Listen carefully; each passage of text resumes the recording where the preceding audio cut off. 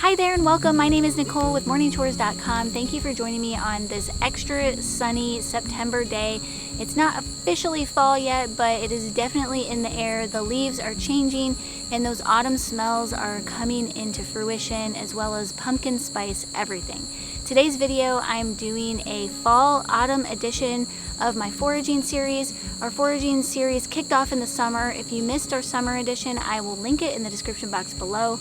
But I'm super excited about this series, and I plan on doing one for winter and spring as well. And who knows, I may add some more videos in the future, because I do find learning about native plants and what grows naturally in the wild that we can use for food and for medicinal purposes, I find very interesting, and I'm always trying to cultivate that aspect of my life. So today's video, I'm going to walk you around and show you 3 things on my property that we can use for both food and medicinal purposes.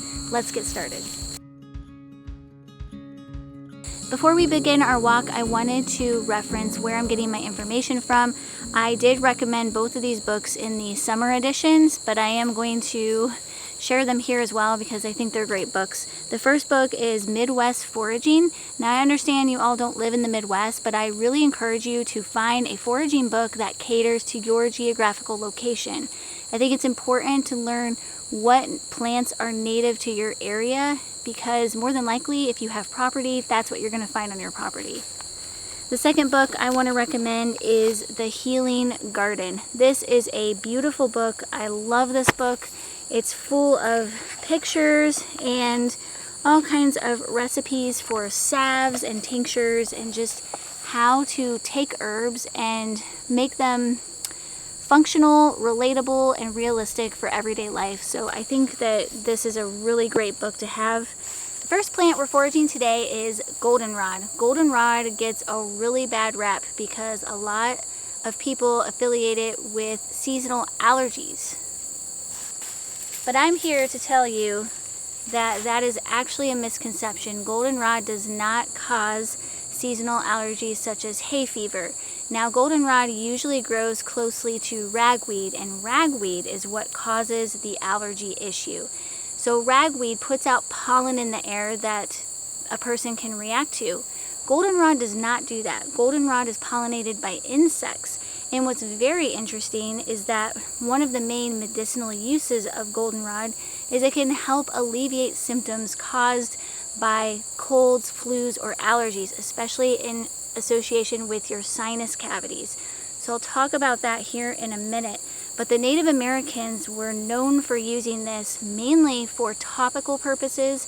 They would make it into a salve and use it on wounds, cuts, burns, anything where the skin has been broken open and it needs help in the healing process.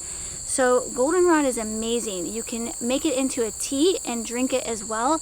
It's great for digestion. It can actually slow down diarrhea if you're struggling with that. It's also good for the urinary tract system. And again, you can use it topically by making a salve.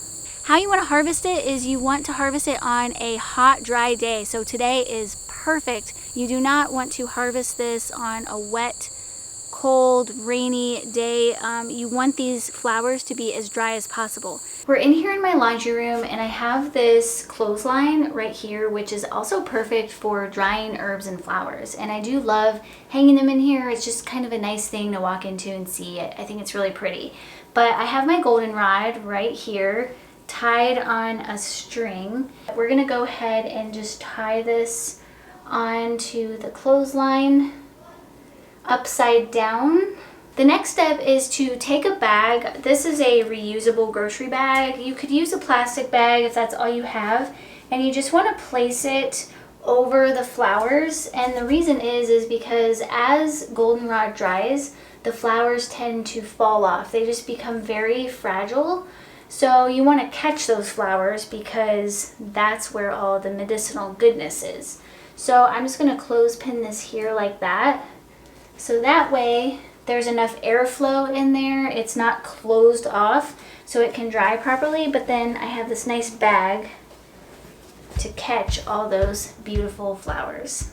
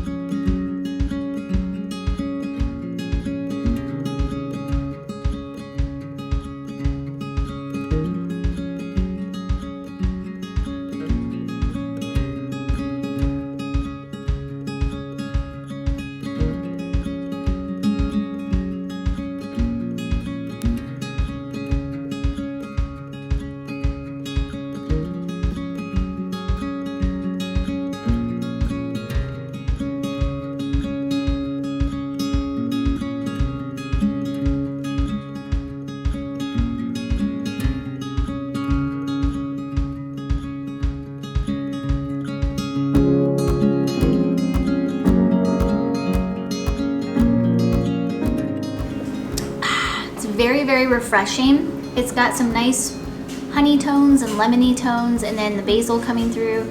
Super delicious on a hot afternoon in fall.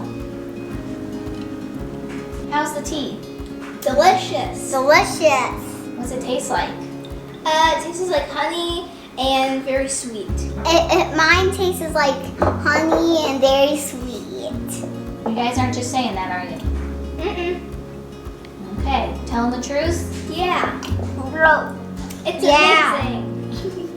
The next thing I wanted to share is my goldenrod lavender salve. I made this last year and I'm still working on this container, so I don't really have a need to make it, but maybe I'll do a separate video where I show how to make this. It smells so good. Although the lavender is the predominating aroma, I can still smell a hint of the goldenrod.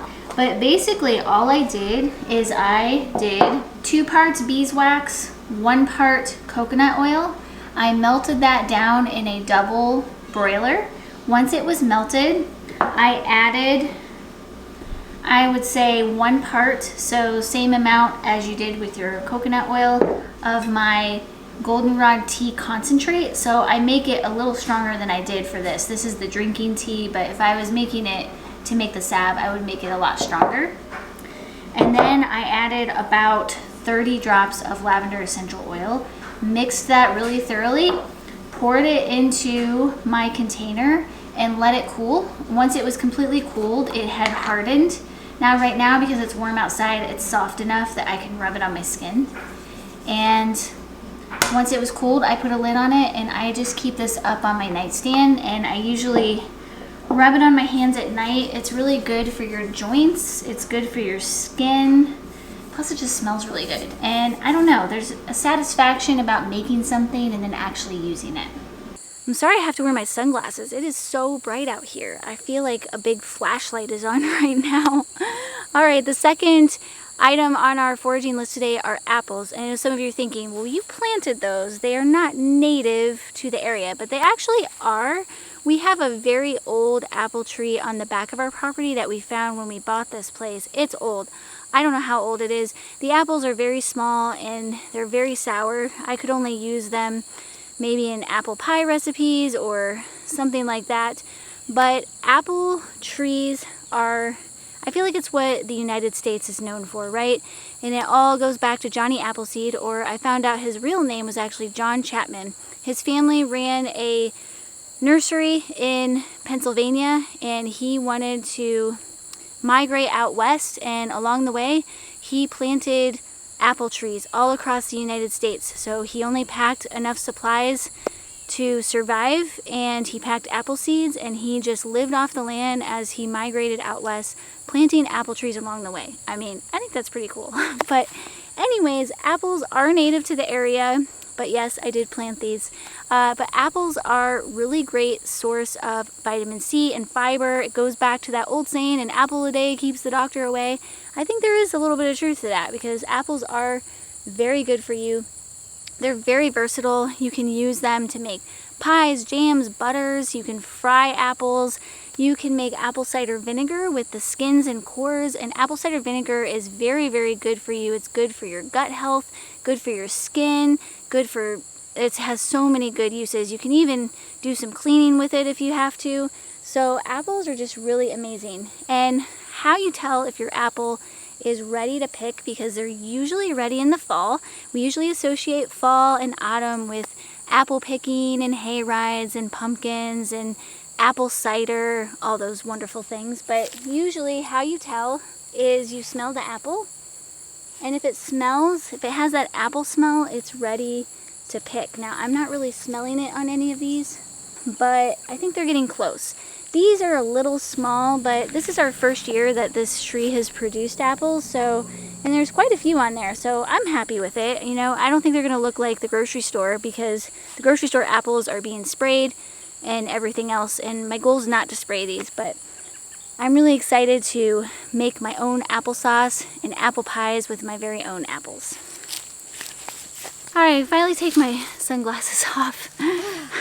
It's really hot out here for being September. It's just, I feel like the furnace is on too, or I'm trapped in a tanning bed and I can't get out. It's crazy. Anyways, This last thing that we're foraging today are acorns. Acorns are very interesting, and I'm really excited to try some things that I've read about acorns that I've never tried before. But acorns are basically a nut, and you can eat them from red or white oaks. You just have to make sure that you remove the little caps off and you dry them out, and there's only a short window time of opportunity to harvest these, because from my understanding and what I read is they can mold very quickly. So you have to, as soon as you pick them, you've got to dry them out on a dry rack. You can even dehydrate them if you want to, but you can roast them as you would any other nut and eat them that way. There's a little piece of meat in the middle, so you just crack it open and eat that little piece of nut meat from the middle. You can also grind them up to make your own flour, and what I learned is that this flour is gluten-free. So if you have to eat gluten-free and you're looking for a healthier, cheaper alternative, you can make your own gluten-free flour from acorns. Acorns are very high in carbohydrates and plant protein. So again, I love having another source of protein on the property, because protein is what's going to satisfy your hunger, especially if all you had to do was eat what your property can produce. You need to fill up on those carbs fill you up too, of course, but protein's going to sustain you. So I think that's really valuable. So what we've been doing is we've just been kind of coming out here and picking them. We started today, and I'm just going to leave this basket in the garage because it is hot and dry enough that I don't think these will mold.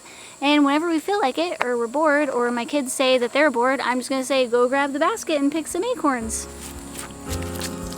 Thank you for joining us in today's video. I hope you found it helpful and encouraging and you learned something new. I'm really enjoying doing these foraging videos. If you missed the summer edition, I'll link it down below.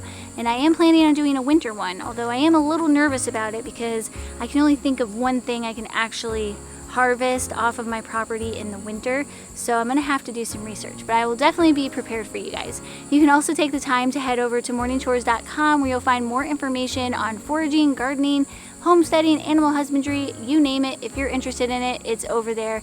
The link will be in the description box below. Hope you guys have a wonderful week, and we'll see you on the next video.